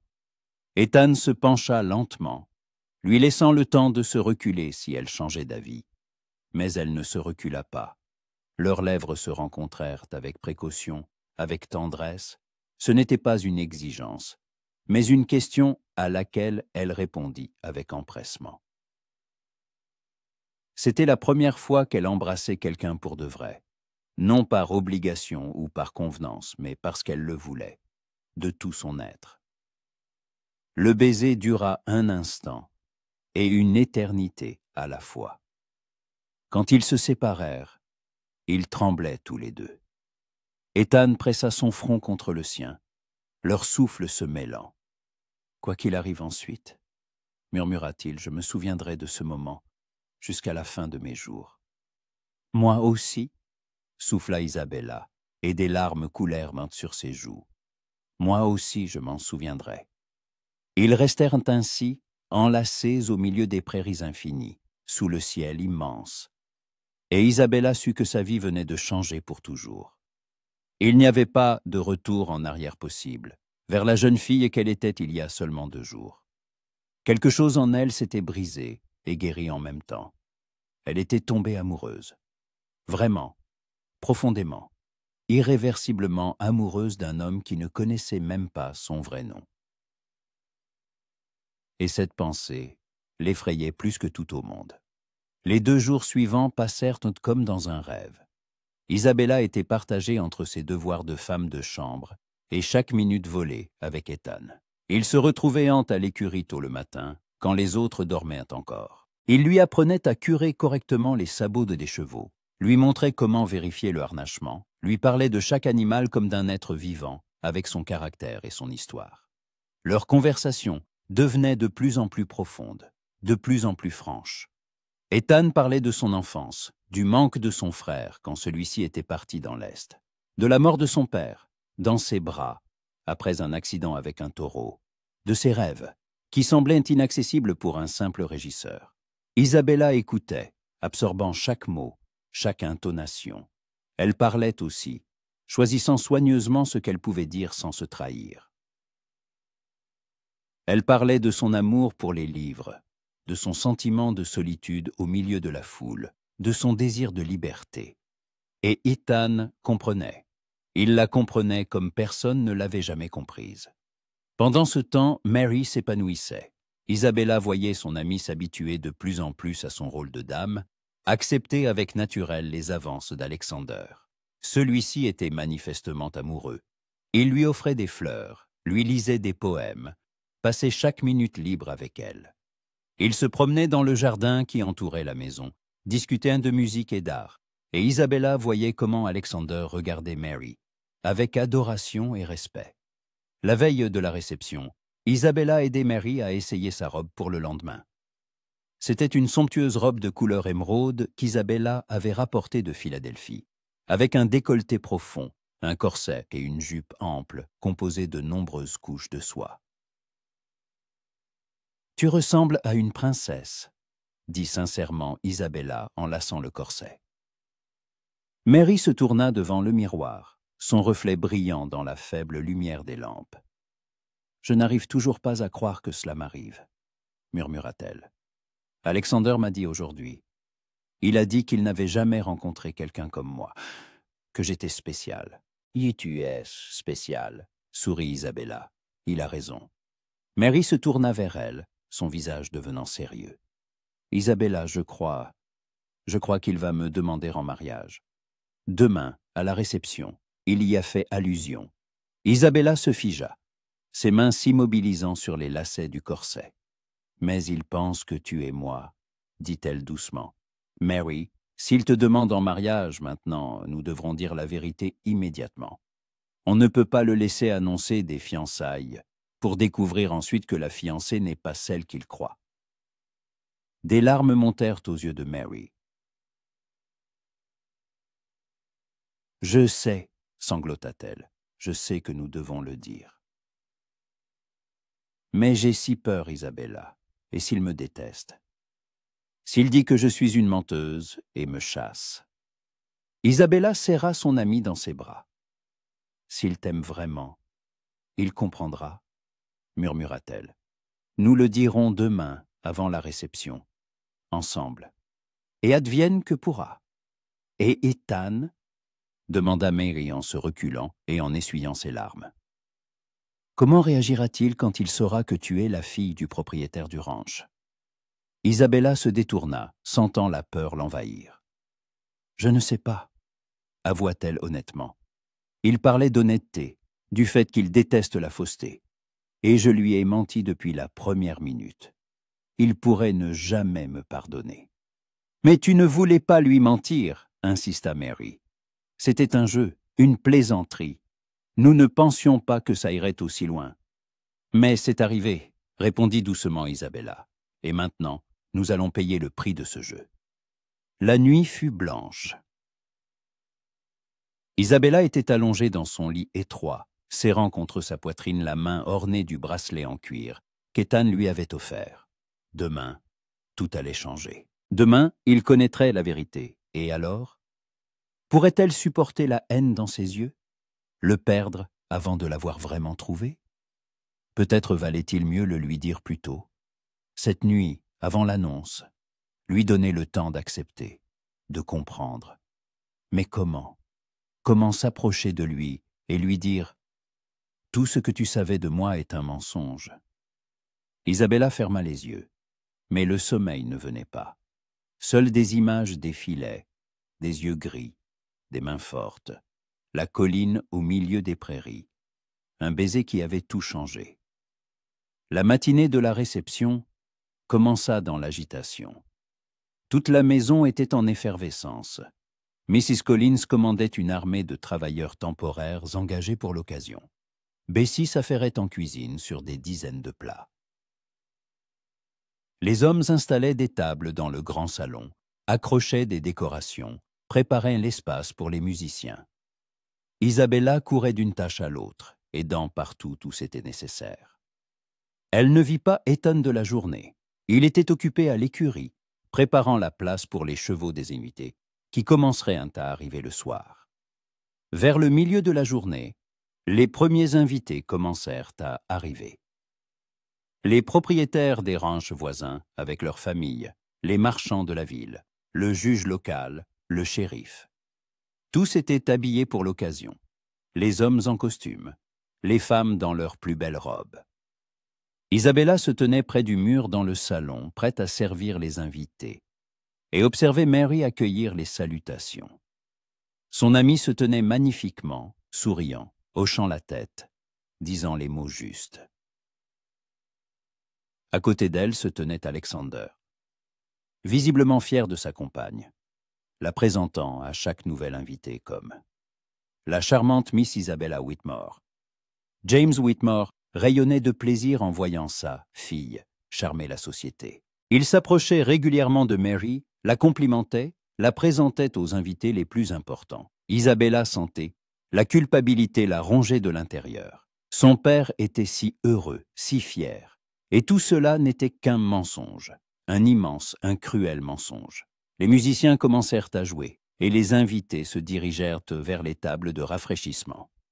Isabella portait des plateaux de boissons, débarrassait la vaisselle utilisée, restant invisible au milieu de la fête. À plusieurs reprises, son regard croisa celui de Mary, et elle y vit la même anxiété, la même culpabilité. Et soudain, alors que le soleil commençait à décliner, baignant la pièce d'une lumière dorée, Ethan apparut à la porte. Isabella se figea, le plateau de verre manquant de lui échapper des mains. Elle ne l'avait jamais vu ainsi. Il portait un costume sombre, manifestement pas neuf, mais propre et repassé. Une chemise blanche, une cravate noire. Ses cheveux étaient soigneusement coiffés en arrière, son visage rasé de près. Sans son chapeau à large bord, sans son revolver à la hanche, il ressemblait presque à un gentleman, mais la force sauvage qui émanait de lui n'avait pas disparu. Elle se sentait dans chacun de ses mouvements, dans sa façon de se tenir, non pas avec l'assurance soignée d'Alexander, mais avec la grâce naturelle d'un prédateur. Son regard la trouva immédiatement dans la foule. Leurs yeux se croisèrent, et tout le bruit environnant sembla s'éteindre. Il n'y avait plus que cette attraction entre eux, ce lien qui se renforçait de jour en jour. Ethan traversa lentement la pièce, ignorant les invités, ignorant Alexander qui l'appelait. Il s'approcha d'Isabella, s'arrêta devant elle. « Miss Mary, dit-il doucement, pour qu'elle seule puisse l'entendre. Puis-je vous voler 1 minute? J'ai besoin de vous parler. C'est urgent. » « Je travaille, » murmura-t-elle en jetant un coup d'œil à Mrs. Collins. « Je ne peux pas partir comme ça. »« Et s'il vous plaît, » insista-t-il, avec une insistance inhabituelle pour lui. « C'est important, très important. » Isabella hocha la tête. Elle porta le plateau à la cuisine, dit à Bessie qu'elle devait sortir un instant, et sortit par la porte de derrière. Ethan l'attendait déjà là, sur le porche, à l'abri des regards des invités. « Que se passe-t-il » demanda-t-elle, l'anxiété montant en elle. Ethan resta silencieux un instant, le visage sérieux, tendu. Puis il prit ses mains dans les siennes. « Je ne sais pas parler avec élégance, » commença-t-il. « Je ne sais pas assembler les mots comme Alexander, en poèmes et en compliments. Mais je dois vous dire ce qui me tourmente. » Isabella retint son souffle. « Je suis tombé amoureux de vous, » dit-il simplement. « Je sais que c'est de la folie. Nous ne nous connaissons que depuis 3 jours. Je ne sais pas qui vous êtes vraiment, ce que vous cachez. Mais je sais ce que je ressens. Et je sais que je ne pourrai pas continuer à vivre sans vous l'avoir dit. » Des larmes jaillirent de ses yeux avant qu'elle ne puisse les retenir. « Ethan, je... » commença-t-elle, mais il l'interrompit. « Attendez, laissez-moi finir, » demanda-t-il. « Je comprends que je n'en ai pas le droit. Je n'ai pas d'argent, pas de position, rien que je puisse vous offrir. Je suis un simple régisseur. Je travaille pour un salaire sur le ranch d'un autre. Mais j'ai des mains qui savent travailler. J'ai l'honnêteté et la loyauté. Et j'ai un amour qui durera toute une vie. » Il s'agenouilla là, sur le porche en bois, tenant toujours ses mains. « Je ne vous demande pas de répondre tout de suite, » continua-t-il. « Je sais que c'est trop rapide, trop inattendu. Mais je veux que vous sachiez que je suis sérieux. Quand vous serez prête, si jamais vous l'êtes, j'attendrai. Je suis prêt à attendre aussi longtemps qu'il le faudra. » Isabella ne pouvait plus respirer. Le monde entier s'était rétréci à cet instant, à cet homme à genoux devant elle, à ses yeux gris remplis d'espoir et de peur à la fois. « Relevez-vous, » murmura-t-elle. « S'il vous plaît, relevez-vous. » Ethan se releva sans lâcher ses mains. Isabella le regarda, ce visage honnête et ouvert, et sut qu'elle devait dire la vérité. Maintenant, il méritait de savoir, avant qu'elle ne réponde à sa déclaration. « Ethan, » commença-t-elle, la voix tremblante, « il y a quelque chose que vous devez savoir, quelque chose d'important. Je ne suis pas celle que vous croyez. Mon nom n'est pas Mary. Je suis... » « Vous voilà, » retentit la voix sèche de Mrs. Collins. L'intendante apparut à la porte, le visage mécontent. Mary, retournez immédiatement à la cuisine. Les invités réclament du service. « Et vous, monsieur Ethan, votre frère vous cherche. » L'instant fut brisé. Ethan serra une dernière fois ses mains. « Plus tard, » murmura-t-il. « Vous me raconterez plus tard, après la réception. Je vous attendrai près de l'écurie. » Il la lâcha et retourna à l'intérieur. Isabella resta là, sentant les larmes couler sur ses joues. Elle avait presque parlé, presque. Mais l'occasion était manquée. Et maintenant, il faudrait attendre. Elle retourna à la cuisine, accomplissant mécaniquement ses tâches. Elle portait des plateaux, débarrassait de la vaisselle. Mais ses pensées étaient ailleurs. Ethan l'aimait. Il l'aimait sans savoir qui elle était. Et que se passerait-il quand il le saurait? La soirée s'éternisa. Les invités dansaient, riaient, mangeaient et buvaient. La musique était joyeuse. Le salon était animé. Isabella voyait Alexander danser avec Mary, la regarder avec tendresse. Elle voyait son père discuter avec les voisins, visiblement satisfait du déroulement de la soirée. Et soudain, alors que l'horloge sonnait 9 heures, Alexander monta sur la petite estrade où se trouvaient les musiciens et demanda le silence. « Mesdames et messieurs » sa voix retentit, forte et assurée, en cette magnifique soirée. « Je souhaite faire une annonce qui fera de moi l'homme le plus heureux du monde. » Non, non, pas maintenant. Isabella se figea, son cœur battant la chamade. « Miss Isabella Whitmore » Alexander tendit la main à Mary, qui s'approcha, le visage pâle. « Vous avez conquis mon cœur dès notre première rencontre. Vous êtes intelligente, belle, bonne, et je serais ravi si vous acceptiez de devenir ma femme. » Et il s'agenouilla là, devant tous les invités, et sortit de sa poche une petite boîte contenant une bague. Les invités poussèrent hors des exclamations, se mirent à sourire, à s'applaudir. Mary se tenait là, les yeux remplis de larmes. Elle regarda Alexander, puis Isabella, debout près du mur.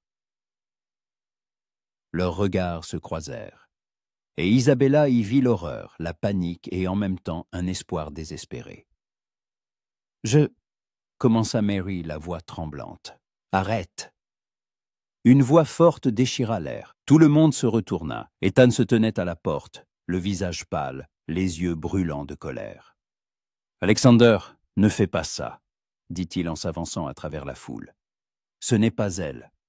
Cette femme n'est pas Isabella Whitmore. » Un silence assourdissant s'installa. Alexander se releva lentement, le visage déformé par l'incompréhension. « De quoi parles-tu » demanda-t-il. Ethan s'approcha, son regard glissa sur Mary, puis trouva Isabella près du mur. « Je l'ai compris cet après-midi » dit-il, avec une amertume dans la voix. En parlant avec le vieux Thompson, qui était palefrenier chez les Whitmore dans l'Est. Il est venu à la réception et a mentionné la vraie Isabella. Il l'a décrite. Cheveux châtains foncés, yeux verts, grande, élégante. Et j'ai compris. Il désigna Isabella. La voilà. Voici la vraie Isabella Whitmore. Et celle-ci, il hocha la tête vers Mary, et sa femme de chambre. Elles ont échangé leurs places. La foule explosa en exclamations indignées. James Whitmore pâlit, s'agrippant au dossier d'une chaise. Alexander regardait avec stupéfaction tantôt Mary, tantôt Isabella. « Est-ce vrai ?» demanda-t-il. Sa voix était basse, mais on y entendait de la douleur. Mary pleurait, incapable de parler. Isabella sortit de l'ombre où elle s'était cachée toute la soirée. Elle releva le menton, croisant le regard de son père, d'Alexander, de tous ces gens qui la regardaient avec condamnation. « Oui, dit-elle fermement, c'est vrai. Je suis Isabella Whitmore, et voici mon amie Mary. Nous avons échangé nos places en arrivant. C'était un jeu stupide qui est allé trop loin. »« Comment as-tu osé ?» explosa James, le visage rouge de colère. « Tromper ton propre père, déshonorer la famille devant tout le monde. »« Je ne voulais déshonorer personne, » répondit Isabella, essayant de garder son calme, bien qu'à l'intérieur tout tremblait. « Je voulais juste vivre une autre vie pendant quelques jours, me sentir libre. »« Libre ?» ricana amèrement son père. « Tu nous as tous couverts de honte. » Alexander regardait toujours Mary, le visage impénétrable. « Et toi ?» demanda-t-il doucement. « Tout ce que tu as dit, tout ce que nous avons partagé, c'était aussi un mensonge ?»« Non !» s'exclama Mary en faisant un pas vers lui. « Tout ce que j'ai dit, tout ce que j'ai ressenti était vrai. Je n'ai pas menti sur moi-même, sur mes pensées, mes sentiments. J'ai juste porté un autre nom. Mais tu m'as laissé croire que tu étais l'héritière, dit Alexander, et une froideur perça dans sa voix. Tu m'as laissé tomber amoureux de quelqu'un qui n'existe pas. Je suis la même, pleurait Mary. Le nom ne change pas qui je suis. S'il te plaît, Alexander, crois-moi. Mais Alexander se détournait déjà, le visage dur fermé. Il traversa la foule et sortit de la maison en claquant la porte. Isabella tourna enfin son regard vers Ethan. Il se tenait à l'écart, la regardant, et dans ses yeux, elle vit ce qu'elle craignait le plus, la douleur. Une douleur profonde, dévastatrice, celle de la trahison. « Ethan » murmura-t-elle en faisant un pas vers lui. « Ne faites pas ça » la coupa-t-il sèchement. « Vous avez obtenu ce que vous vouliez. Vous avez vécu une autre vie. Vous avez joué avec les sentiments d'un simple imbécile qui y a été assez stupide pour y croire. »« Ce n'était pas un jeu » s'exclama Isabella, des larmes coulant sur son visage. « Tout ce qui s'est passé entre nous était vrai. Je ne jouais pas, je ressentais, je... »« Vous avez menti, » dit-il, et chaque mot était comme un coup, dès la première minute. Chaque mot, chaque regard, chaque contact, tout était bâti sur un mensonge. Il regarda le bracelet à son poignet, et son visage se tordit. « Je l'ai offert à la femme de chambre Mary, pas à vous. »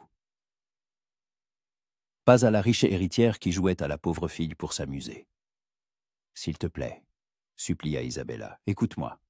Laisse-moi t'expliquer. » Il n'éga rien à expliquer. Ethan se tourna vers la sortie. « Vous avez clairement montré ce que je représente pour vous. Juste un autre divertissement sur votre chemin. » Il sortit, et Isabella s'effondra à genoux, là, au milieu du salon, parmi les invités choqués. Mary se précipita vers elle, la serra dans ses bras, et elles pleurèrent ensemble, tandis que les invités se dispersaient en marmonnant des condamnations.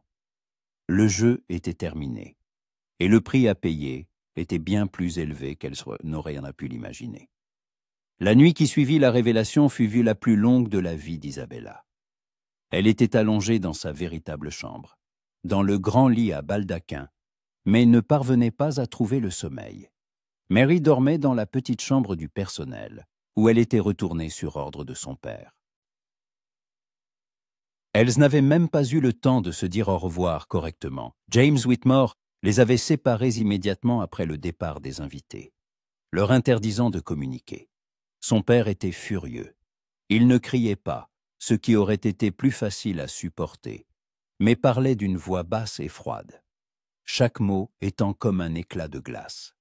Il la traita d'irresponsable, d'égoïste, d'indigne du nom de Whitmore.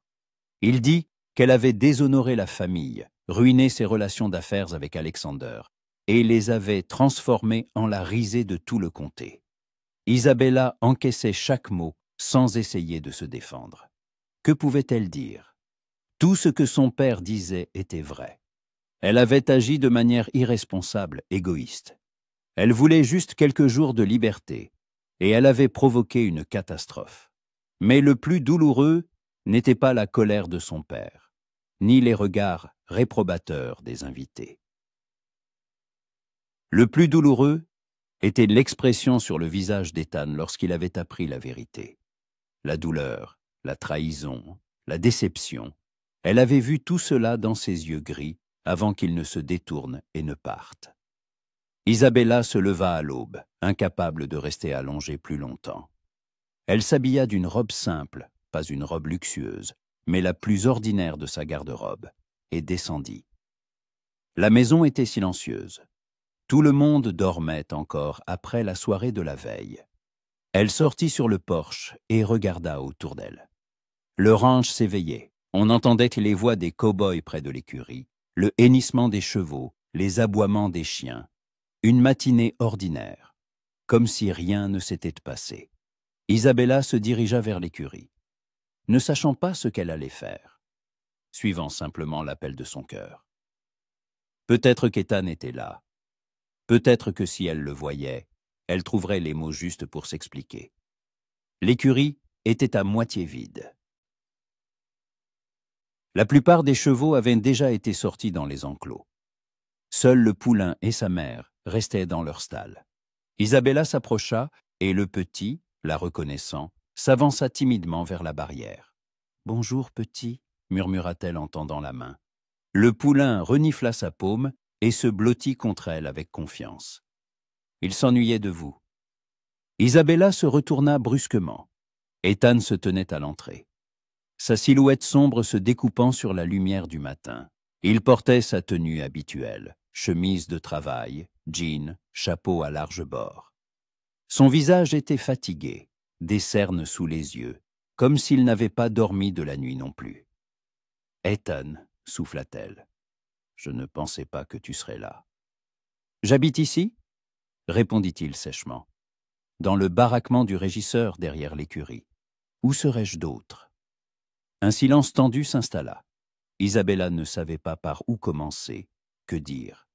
Les mots étaient à la fois trop nombreux et trop rares. « Je voulais t'expliquer, » commença-t-elle enfin. « Hier, avant la réception, j'ai essayé de te dire la vérité. Mais Mrs. Collins nous a interrompus. Et ensuite, il était trop tard, termina-t-il. Je comprends. Il s'approcha de la stalle, caressa le poulain sans la regarder. Mais pourquoi ce jeu a-t-il commencé? Demanda-t-il, et sa voix trahissait sa douleur. Qu'est-ce que c'est qui a poussé la fille d'un riche propriétaire de ranch à se faire passer pour une femme de chambre? L'ennui? Le divertissement? Non, protesta vivement Isabella. Pas le divertissement.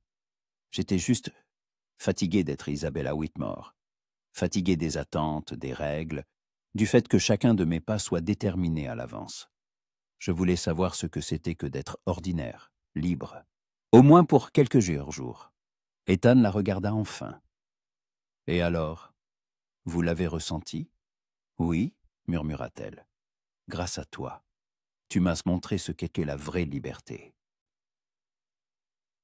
Ce que signifie être honnête, vivre selon sa conscience, apprécier les choses simples. Tu m'as montré une vie que je n'avais jamais connue.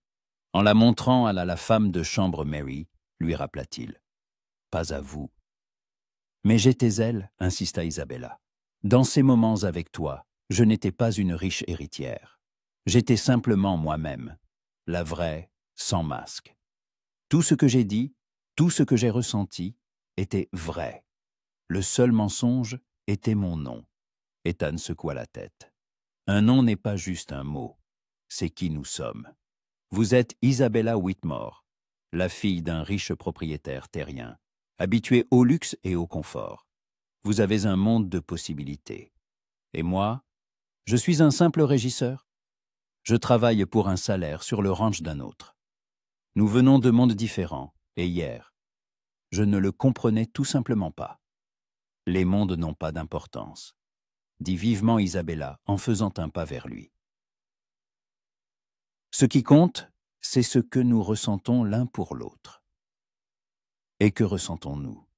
Demanda-t-il, et sa voix trahissait le doute. Vous êtes tombée amoureuse d'un simple cow-boy qui vous a montré la vie à la campagne.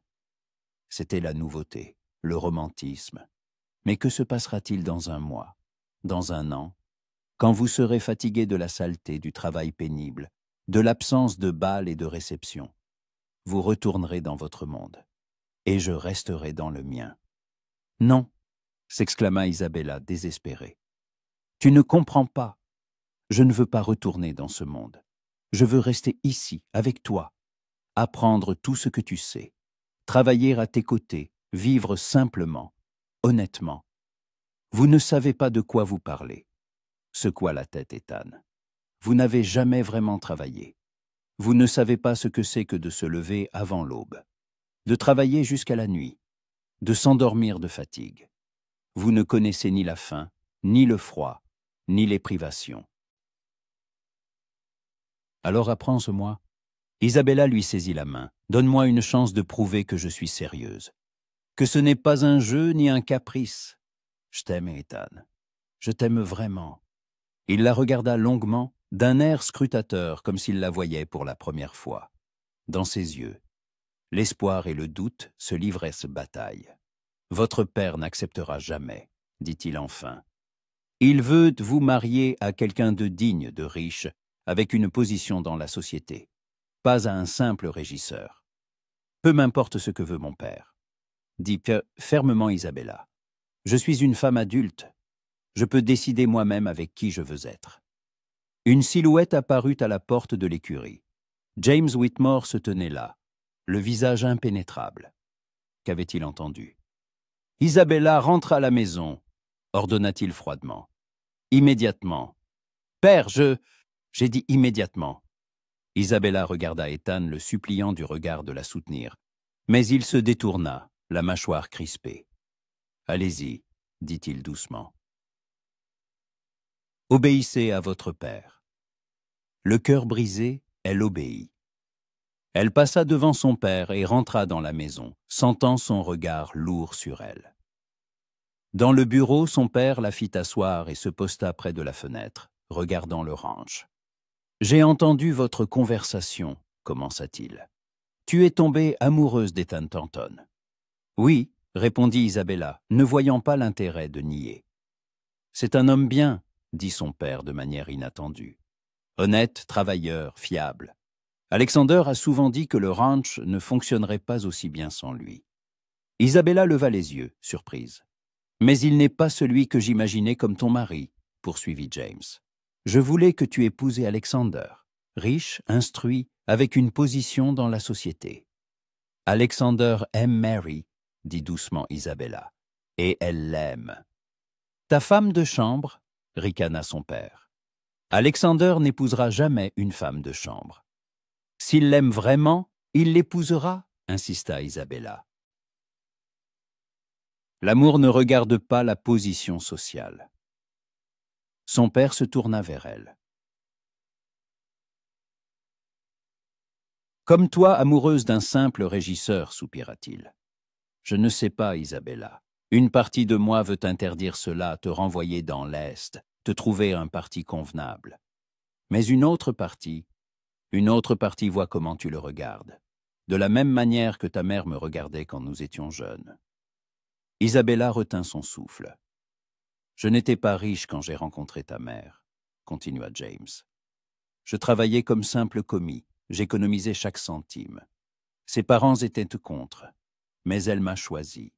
Et nous avons construit tout cela ensemble, à partir de rien. Elle croyait en moi, et j'ai justifié cette confiance. » Il s'approcha de sa fille, posa une main sur son épaule. « Si Ethan Thornton est vraiment celui qu'il te faut, s'il est prêt à travailler, à construire un avenir avec toi, je ne m'y opposerai pas. Mais tu dois en être sûr. Ce n'est pas un jeu ni une fantaisie romantique. C'est la vie, une vie dure et réelle. »« J'en suis sûr, » dit fermement Isabella. « Je n'ai jamais été aussi sûr de quoi que ce soit. » Son père hocha la tête. « Alors va le voir, parle-lui encore. Et s'il accepte de te prendre tel que tu es, avec tous tes défauts, ton passé de tromperie, alors il te mérite vraiment. » Isabella se leva d'un bond et serra son père dans ses bras. « Merci, » murmura-t-elle. « Merci de ta compréhension. » Elle sortit en courant du bureau, traversa la maison, se dirigea vers l'écurie. Mais Ethan n'était plus là. Un des cow-boys lui dit qu'il était parti vérifier les enclos éloignés. Isabella, sans hésiter, sella un cheval. Le même cheval calme qu'Ethan avait préparé pour elle le premier jour, et partit à sa suite. Elle traversa les prairies, suivant les traces de sabots. La matinée était magnifique, le ciel clair, le vent chaud. Son cœur battait au rythme du galop, l'espoir et la peur se mêlant dans sa poitrine. Finalement, elle le vit. Ethan se tenait sur cette même colline où il l'avait emmené la première fois. Il regardait au loin, vers les prairies infinies, sa silhouette solitaire se découpant sur le ciel immense. Isabella arrêta son cheval au pied de la colline, mit pied à terre et monta. Ethan entendit ses pas et se retourna. « Tu m'as suivi » demanda-t-il, et sa voix trahissait la surprise. « Non » répondit-elle en s'arrêtant à côté de lui. « Je te cherchais. Je veux te dire quelque chose. Et tu m'écouteras jusqu'au bout, d'accord ?» Il hocha la tête, et elle continua, les mots coulant comme un torrent impossible à arrêter. « Tu as raison. Je ne connais pas le travail pénible, les privations, tout ce que tu as traversé. J'ai grandi dans le luxe, on m'a tout donné. Mais tu sais quoi? J'étais malheureuse. Chaque jour, je faisais semblant. Je jouais le rôle qu'on attendait de moi. Je souriais quand je voulais pleurer. J'acquiesçais quand je voulais crier. J'étais dans une cage dorée. Mais c'était une cage quand même. » Elle fit un pas de plus vers lui, les yeux brillants. « Et puis je t'ai rencontré. Et pour la première fois de ma vie, je me suis sentie vivante, vraie. Avec toi, je pouvais être moi-même, sans masque, sans peur du jugement. Tu m'as accepté tel que j'étais. Et oui, j'ai menti sur mon nom, sur ma position. Mais je n'ai pas menti sur mes sentiments. Je t'aime, Ethan Thornton. J'aime ton honnêteté, ta force, ta bonté. J'aime ta façon de voir le monde, de traiter les animaux, les gens. J'aime ta liberté. » Des larmes coulaient sur son visage, mais elle ne les essuyait pas. « Et je suis prête à apprendre, prête à travailler, à tomber et à me relever. prête à vivre dans une petite maison, à me lever avant l'aube, à avoir des callosités aux mains. Tout ce dont j'ai besoin, c'est de toi à mes côtés. Le reste n'a pas d'importance. » Ethan resta silencieux, le visage tendu. Puis il fit un pas vers elle. Ses mains se levèrent vers son visage, l'enveloppant avec précaution. « Tu es la femme la plus folle que j'ai jamais rencontrée, » murmura-t-il. « La plus têtue, la plus impossible. »« Je sais, » sanglota-t-elle. « Et c'est précisément pour ça que je t'aime, » ajouta-t-il, et un sourire effleura ses lèvres. « J'ai essayé de me convaincre que ça ne marcherait pas, que nous étions trop différents. Mais toute la nuit, je n'ai pensé qu'à toi, à tes yeux, à ton rire, à la façon dont tu caressais le poulain, au baiser sur cette colline. Et j'ai compris, peu importe ton nom, ta famille, la seule chose qui compte, c'est que tu sois là maintenant avec moi. » Il se pencha et l'embrassa, tendrement, profondément. Et dans ce baiser, il y avait tout, le pardon, la promesse, l'amour.